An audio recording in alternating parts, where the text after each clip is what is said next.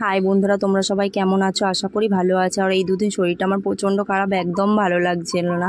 তাই ভাবলাম বেলটা শরবত বানিয়ে খাই। তো চলো, বেলটাকে প্রথমে ফাটিয়ে নিলাম, তারপর একটা বাটি নিয়েছিলাম, আর তারপর চামচ দিয়ে সেটাকে বের করে নিয়েছিলাম। তো চলো, আমার মতো তোমরা এরকম বাড়িতে বেলের শরবত বানাও।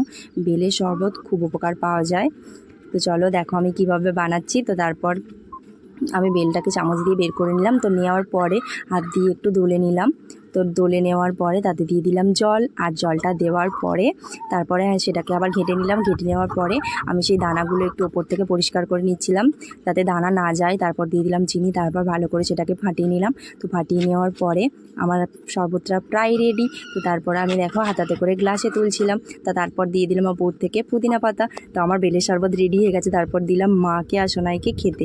তো মা আর সোনাই খেলো, খাচ্ছিলো, আর খেয়ে আমাকে বললো যে দারুণ হয়েছে খেতে।